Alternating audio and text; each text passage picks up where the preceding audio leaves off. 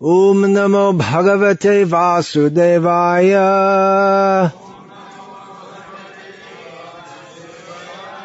Om Namo Bhagavate Vasudevaya. Om Namo Bhagavate Vasudevaya.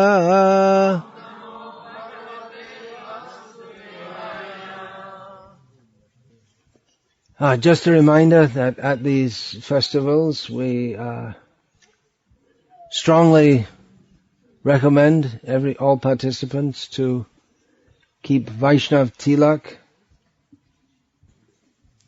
according to Chaitanya Mahaprabhu's direction. Chaitanya Mahaprabhu said, Tilak na takle jodi bipre kopale she kopal shashan shaman bede bale. He said that if even a high-class Brahmin doesn't have tilak on his forehead, he looks like a walking graveyard. So not everyone has the opportunity during their regular secular life to be decorated with Vaishnava tilak, but at least at these festivals you can take the opportunity to do so. And in fact there's a tilak application process going on right over there. So everyone who doesn't want to look like a walking graveyard can be converted into a resident of the spiritual world. Wish that it was so easy. The baby felt insulted, maybe.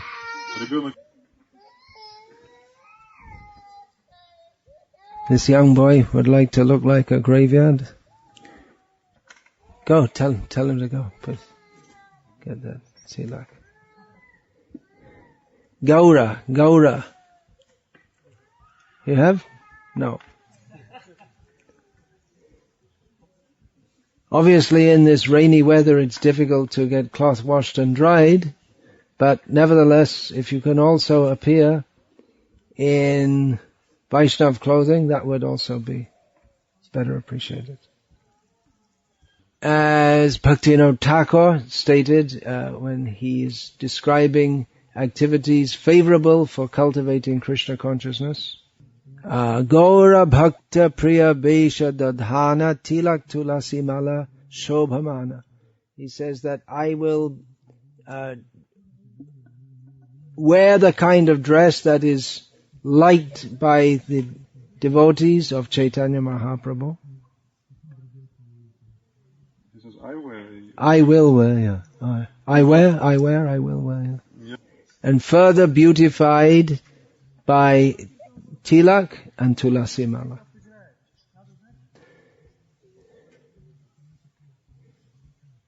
So, to continue with Sri Vishnu Sahasranama. Name 232. Samvrtah. Who knows what the name Samvrtah means? Well, I didn't expect anyone to know. It's not a common name of Vishnu. If there are 1,000 names, they're not all going to be common. And as these names, they describe various attributes of the Supreme Lord. And He has unlimited attributes. So we don't always think of all of them. We may not be prominently aware of many of them. Anyway, the name Samvrtah means he who remains hidden. Now this is very interesting, particularly because it's placed close to the names, Sahasramurdhva, Sahasrapat, then Sahasraksha, which means 1,000-headed, 1,000-legged, 1,000 eyes. Vishvadma, the soul of the universe. Now if you're trying to hide, well, it's not always so easy. If you had 1,000 heads, it'd be a lot more difficult to hide, wouldn't it? Krishna is everywhere, in everything. Everything is in Krishna. Krishna is the life of everything that lives. Without Krishna, there's no question of without Krishna, but just, rhetorically speaking, without Krishna there is nothing. So how is Krishna hidden? Well, that's another of Krishna's great qualities. That though he's everywhere and he's in everything, but he's not easily found. As he states in Bhagavad Gita, Nahang prakasha sarvasya yogamaya samvrtah. You see that comes samvrtah. Mudho yang na bhijanati. What is that? Loko mama jamam. No. Mudho yang. What's that? Loko mama jamam. So, Krishna says, I'm not visible to everyone. I'm not manifest to everyone. Mamavyayamanutamam. The murhas, the fools and the rascals, they cannot properly know me. Even though Krishna is unfading, or he doesn't diminish in his potency. And Krishna is the finest and the most subtle. Similarly, Kunti Devi, standing in front of Krishna, seeing Krishna, stated that not everyone can see Krishna. Maya javani kachanam agyad hokshajam avyayam nalaksha se murhadrisha yat narto nartyadharo yatha. She says that you, Krishna, are as if covered with a curtain of illusion. You are not visible to the foolish. The specific word used is agya, which means they don't have knowledge. And she addresses Krishna as adhokshaja, he who is beyond the vision of ordinary eyes. She says, you are not visible, you don't come within Krishna is not within the visibility range of murhas, rascals, fools. Yeah, within the spectrum, that's right. So, this is a very important statement because, Krishna cannot be seen with the eyes, and cannot be seen by fools, and cannot be seen by people who lack knowledge. So how can Krishna be seen? He can be seen by those who have knowledge of him. And then Kunti goes on to describe what is knowledge of him for the benefit of those of us who would like to know Krishna. She gives the example that an actor on a stage is not recognized. You might know someone very well, but if they're playing a part in a drama, you might not recognize them. Because you assume, you're differently dressed, you assume a different personality, and even you may assume a different voice. So Krishna is not recognized by the foolish who do not know him. Krishna is the Supreme Personality of Godhead. But when Krishna was personally present in this world, manifesting his pastimes, he wasn't recognized as the Supreme Personality of Godhead by very many people. Not everyone could see him, but they didn't understand who he was. So, Krishna can be understood by knowledge. Therefore, Krishna presents the Vedas. But then again we find Vedeshu Durlabham. He is difficult to find in the Vedas. But Adurlabham Atma Bhakto. But he is easily attained by those who are his devotees. So the Vedas describe Krishna. But to access that knowledge, we require a key. The key is devotion to Krishna. And that key is provided by devotees. Devotees help us to see Krishna. Otherwise we can't see Krishna, even though he's omnipresent. An example is given of ghee in milk. Ghee is present in milk, but you can't see it.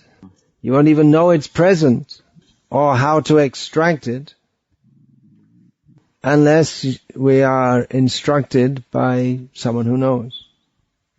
Similarly, fire is present in wood. Where is it? If you cut wood and you look, you won't find fire. But one who knows the process, they can manifest fire from wood. So, Krishna is everywhere, but one has to know how to find him. To most people, he remains covered, unseen. Why is that? Sometimes people say, can you show me God? Well, the answer may be no. You can't show God to someone who doesn't want to see him. Someone can't see if they don't want to see. If they've determined that they won't see God, then they won't see him.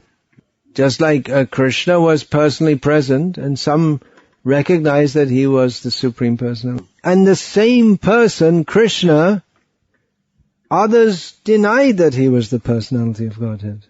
Exactly the same person, but different people saw him in completely different way. Now there's a common theory that truth is self-defined.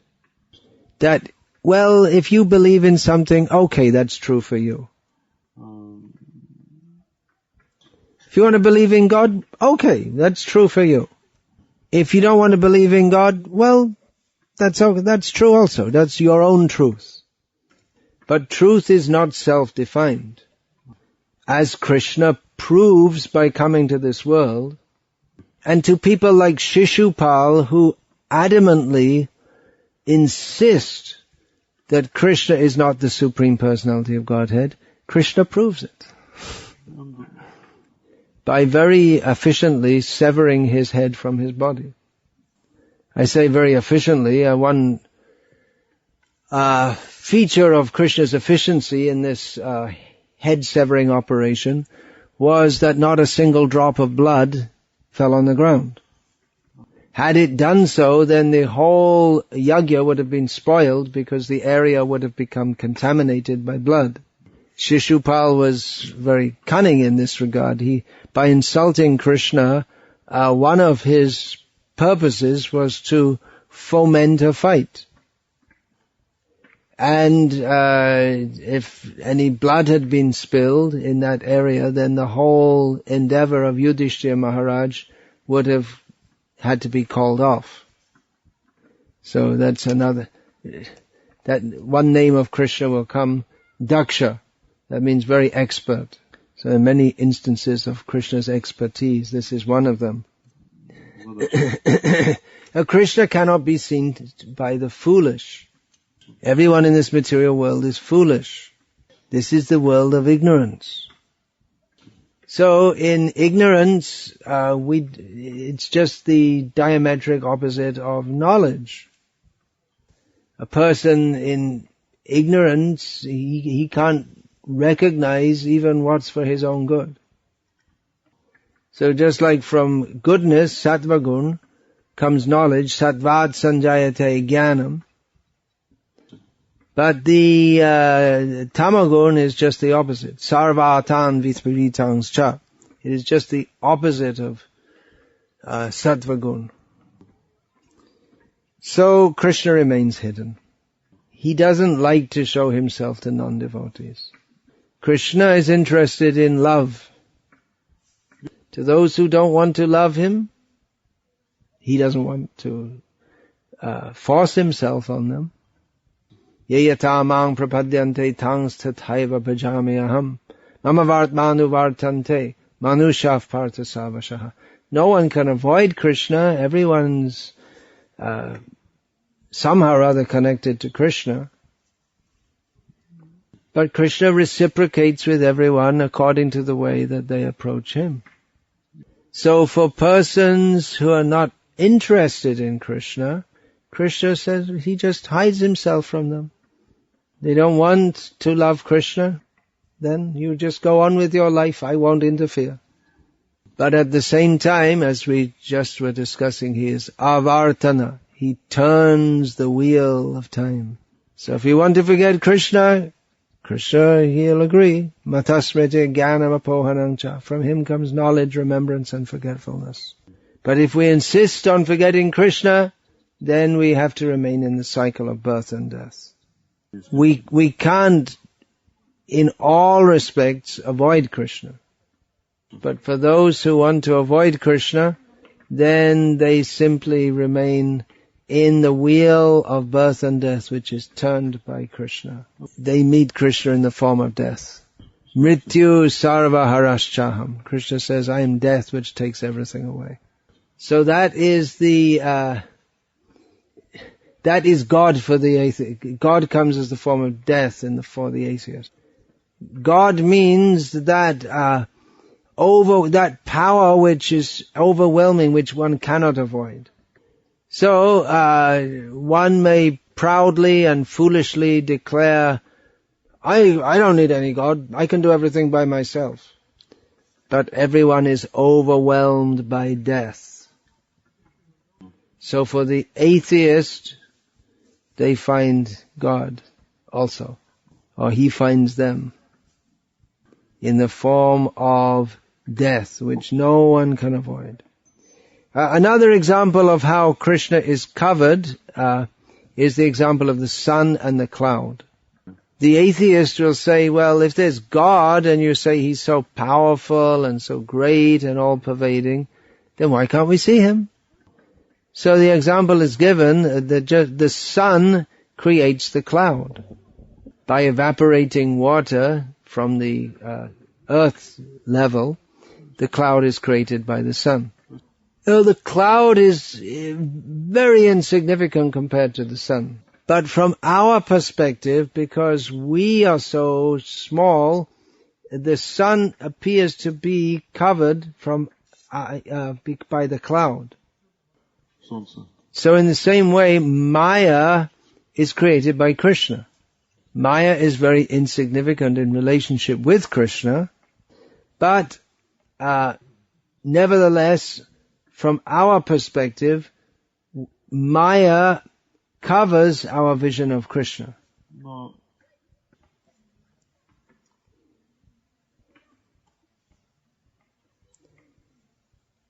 Maya is also Krishna's energy. So the sun can also the cloud can also be evaporated by this, dispersed by the sun. So that brings us to the next name of Krishna, Sampramardanah, which means the dispeller, specifically the dispeller of the darkness, Sampramardanah. The darkness or the covering by which we cannot see Krishna, that is also dispelled by Krishna. He gives the light of knowledge by which we can see him. As he states in Bhagavad Gita, Tesham satata yuktanang bhajatang priti purvakam dadami buddhi yogam tam yena mam upayanti te. You know that verse, right? You can. For those, Krishna says, for those who are always engaged in my service with love, I give them the intelligence by which they can come to me. Tesham eva anukam partam aham agyana jangtamaha nashyami atma bhavasto jnana dipena bhasvata. Krishna says, out of compassion for them, I give the jnana dipa, the light of knowledge by which their ignorance is dispelled. So, you can imagine in a very dark situation, even a little light, a small candle, can help us to see in a completely dark room. And if there's full light, then we can see everything. So even a little knowledge helps us to see. And when there's full knowledge, then we can see everything very clearly. Jnanena tu tadajnanam yesham nashatam atmanaha tesham adityavajnanam prakashyati tatparam. Krishna gives the example that full knowledge is like the rising of the sun. As long as it's dark here in the countryside away from the city, on the new moon night, you can hardly see anything. On the new moon night, when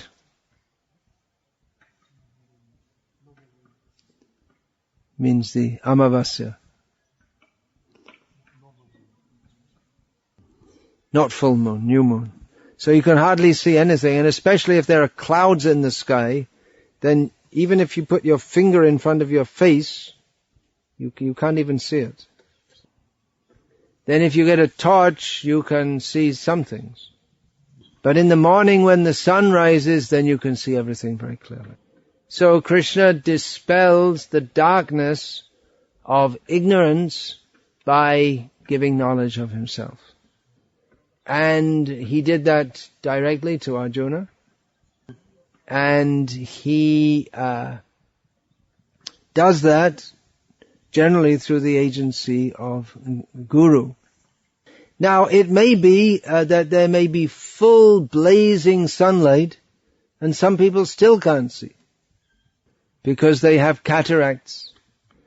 Their ability, a cataract means that the eye has the ability to see, but it has been covered by a growth of tissue over the eye. So therefore we pray, Ajnanatimmirandhasya Jnananjana Shalakaya Chakshurin Militam Yena Tasmai Shri Gurave Namaha. We offer obeisance to the Guru who clears the cataract from the eye. This is metaphorically speaking, that by applying the ointment of knowledge that clears the blindness by which we cannot see. So that's why these discussions are very important. We find that Srila Prabhupada, if you listen to his lectures, he's always talking the philosophy by which we can understand Krishna. Not many jokes or stories. Not particularly trying to entertain anyone or make them feel good in a superficial way, but always speaking the philosophy of Krishna consciousness. So the Acharyas, they act on behalf of the Supreme Personality of Godhead as the dispellers of the darkness of illusion by which we cannot see Krishna. It is natural to see Krishna. People ask, can you show me God? As if they presume it's something impossible to be done. But actually it is natural to see God. It is normal to see God. But we are in a diseased condition. We are covered by ignorance. Therefore we do not see God. So the very Supreme Lord who covers our knowledge, who covers our vision of Him because we don't want to see Him, also dispels the darkness of ignorance if we do actually want to see Him. So this name Sampramardanah, this can have various meanings. Sam and pra, they are intensifiers, and the active term here is mardana. So mardan, that means crushing, tormenting, ruining, destroying. Doesn't sound like God, does it? Yes, He does everything also. He can destroy the ignorance in our heart. He destroys the plans of the demons to enjoy this world separately from Him. The function of destruction goes on via Rudra, but Rudra is also a representation of Krishna. He can destroy the bad things in our mind. Just as Nrsimhadev destroys the demons, we can pray to him to destroy the demons in our mind. So actually, from one perspective, we can say that life is about acquiring, preserving, and destroying. There are these three functions: Shrishti, Sthiti, Pralay. Creation, maintenance, and destruction. So knowledge, proper knowledge, is to know what we should acquire, what we should preserve, and what we should destroy. We should also, even a person in the mode of goodness, he's interested in destroying some things. Generally, we consider destruction to be an act in the mode of ignorance. Unnecessary, gross violence and vandalism, these are acts in the mode of ignorance. But a person in the mode of goodness is also interested in destruction. He wants to destroy the dirty things in his heart. So we can take knowledge from Krishna about what should be destroyed, what should be preserved.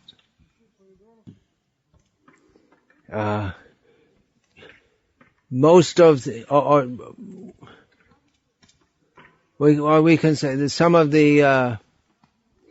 the avatars of the Lord, they are very much concerned with destruction. Krishna himself says, Vinashayata dushkritam, I come to this world to destroy the wicked. We can see that as Parashurama, as Ramachandra, Bhagavan, as Krishna, he destroyed many, many demons. So destruction is not in and of itself a bad thing. Generally we think, well, destruction is something very wrong. But to destroy the bad, it's like multiplying two negative integers. You get a positive number. To nullify that which is bad means to serve the cause of that which is good. So Krishna, he is the creator, the preserver, and the destroyer. And if Krishna wants to destroy something, there's nothing anyone can do to stop him. Which is very bad news for the demons. At least in their own estimation, it's bad news. Although actually it's great mercy of Krishna upon them if they are destroyed by him. But this is very good news for the devotees. The sadhus, or any transcendentalists, they must try to destroy the dirty things in the heart. The dirty things in the heart are kam, krodh, lobh, moha, mada, matsarya, and so on. Lust, greed, anger, envy, illusion, pride. It's very difficult to destroy these. They're very deep-rooted in our consciousness. But Krishna can destroy them very easily. So we can pray to Krishna as the destroyer. Please destroy all the bad things in my heart. In this way, dispel the darkness in my heart. And then I will be able to recognize you. The next name, what is the next name? It's sometimes different commentators, they take one word as two names, and other commentators take one word as one name. So the next word in the verse is aha samvartakah. So this means aha means the day, and samvartakah means the regulator. What's the word for day in Russian? Day. Same word. Almost. Similar sounding. So this Krishna is the day, he is the regulator, so it can be taken as two names. And it can be taken as one name. He is the regulator of the day, which means the sun. So Krishna is just like the day compared to the darkness of night. He is also the regulator of everything. The scientists, they're trying to work out how everything works. Devotees don't bother. They understand, well, Mayadhyakshena Prakriti, Krishna is overseeing the whole material nature. There you are. You understand this, and then you're a better scientist than Einstein could ever be. All the scientists, they go into great detail trying to understand, but they miss the basic point. That there is this supreme person behind everything. So the whole cosmic manifestation is extremely complex.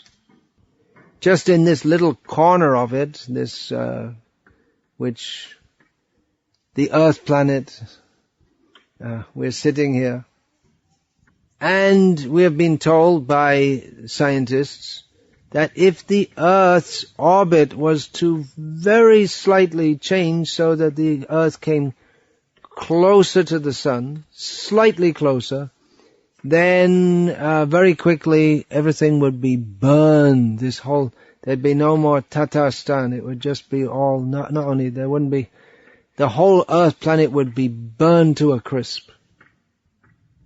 Everything would become so hot that we couldn't live, no life could not continue to exist. And similarly, if the Earth planet was to move slightly away from the Sun, then everything would be frozen, and again life could not exist. So the whole universe is extremely fine-tuned. If things were not exactly the way they are, then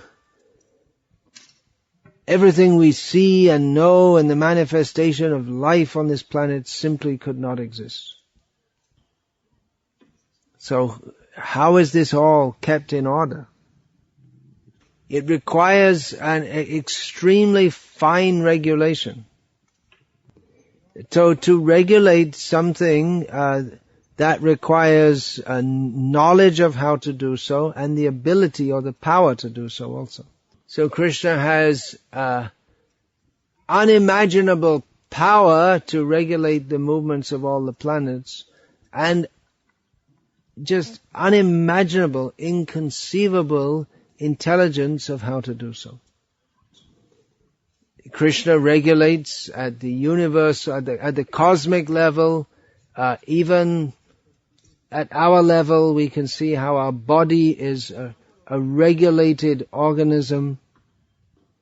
There are so many functions of the body. We have to cooperate with nature, otherwise our bodies will fall sick or die. If we eat too much or if we eat poisoned food, then we become sick or die. So everything is going on under the regulation of Krishna. Specifically, Samvrtah, the regulation of the day, which means the regulation of the night also, which can be extended to mean that he is the regulation of all time. The basic measure of time is days. Now we may say, well, there are less than days, there are seconds and minutes, but these are actually somewhat arbitrary measures. The actual measure of time that we can observe is the division of or the measurement of time by days, measured by day and night, by the appearance of light and the absence of it. And months are also the month is not an arbitrary measurement because that is based on the lunar cycle. And similarly, the year is not an arbitrary cycle. So the basic measurement is that of the day. So Krishna regulates all this. I mean, it is actually fascinating. Yesterday I was talking about that, how the different intellectuals, they study different facets of everything that we can see and imagine. Undoubtedly, the study of cosmology is fascinating. The study of mathematics is fascinating. And it's quite amazing how the cosmos can be understood in terms of mathematics. Music is fully interrelated with mathematics. And apart from these scientific studies, there may be studies of the human condition and emotions. There are so many interesting things. But persons who are highly intellectual but who miss the point, they become fascinated by all these subjects, but they miss Krishna. No. They don't find Krishna. So the perfection of all intellectual activities is to appreciate Krishna behind everything, within everything, the life of everything, the fire in the equations. Idang hipung sastapasah shrutasya va srishtasya suktasya cha buddhidatayoho avichutarto kavibhya nirupita yaduttama shloka gunarna varnanam. Srila Prabhupada said that this verse is the motto of the Bhaktivedanta Institute. So this verse states that the proper goal of all human endeavor, including austerity, all human endeavor involves some austerity, some endeavor. Intellectualism, study, is to glorify Krishna. That is the point that has been ascertained by the greatest intellectuals. So Srila Prabhupada said this verse should be the motto of the Bhaktivedanta Institute, which Srila Prabhupada founded specifically to present Krishna consciousness to scientists and intellectuals. So Krishna is he who regulates everything. Mardana means destroying, to destroy the darkness of ignorance.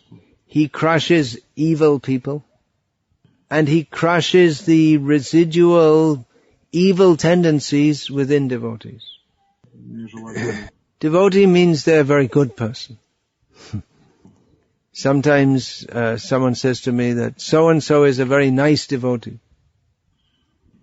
Does that mean that some devotees are not nice? Devotee means they must be nice. But in this world we all have various sanskars or impressions from previous lives. So it may be seen that devotees have tendencies which do not appear to be very devotional.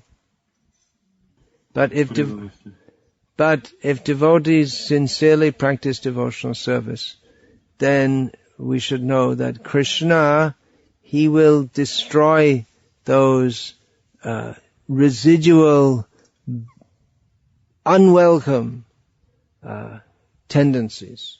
So we're going back there to Sampramardanah. Krishna is the regulator. You see that every time you see the sunrise, you think, Krishna. When we see the sunset, we think Krishna. There are many verses in this regard. Yat chakshuresha savita sakala grahanam raja samasta suramurti rashesha teja yat yagyaya brahmati samvrtah kala chakro govindamadi purusham tamaham bhajami. The mighty sun traveling in the sky. The sun is the person or the heavenly body by which measures time, but that sun travels on the order of Govinda. So time, this is in any philosophical system, it's the study of time is a major study. It's like a mystical element, very difficult to understand. But that sun is Krishna. Yadaditya gatang tejo jagad bhashayate khilam yach chandramasi yach chagno tat tejo vidhimamakam. Krishna says that sun which lights up the whole world, and the moon, the fire in the sun, the fire in the moon, that power you should know is mine only.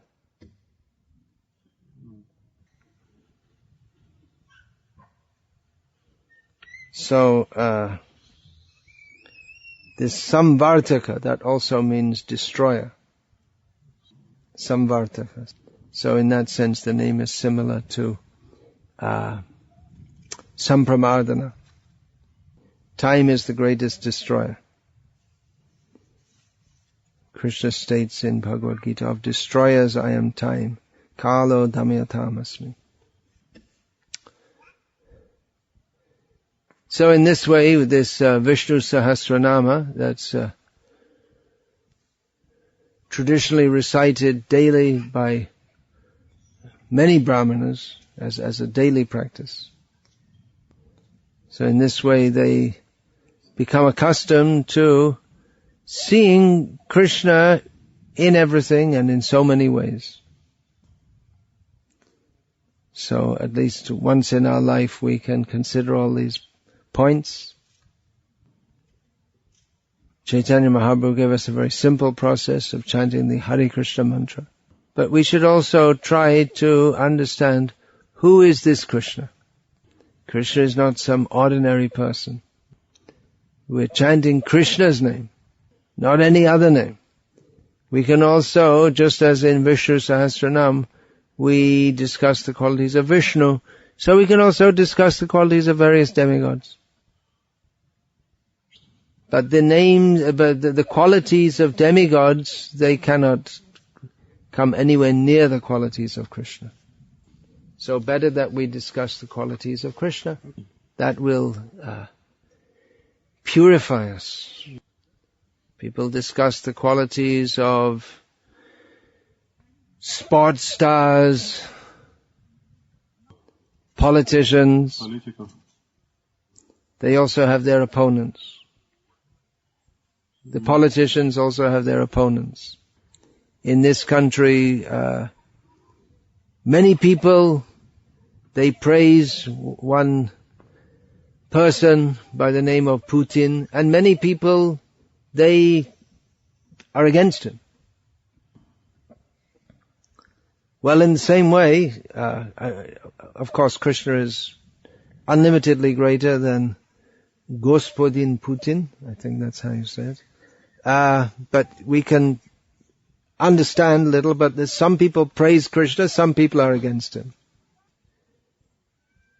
But Krishna, if we praise him, that is actual praise. That is eternal praise. The qualities we're discussing of Krishna, if we come back here in another day of Brahma, there'll still be people discussing Vishnu Sahasranama. But no one will have heard of Gospodin Putin. There won't even be any Russia. So better stop thinking we're Russian and remember that we're servants of Krishna. Okay, so having spoken all these different points, we'll distribute some prasadam.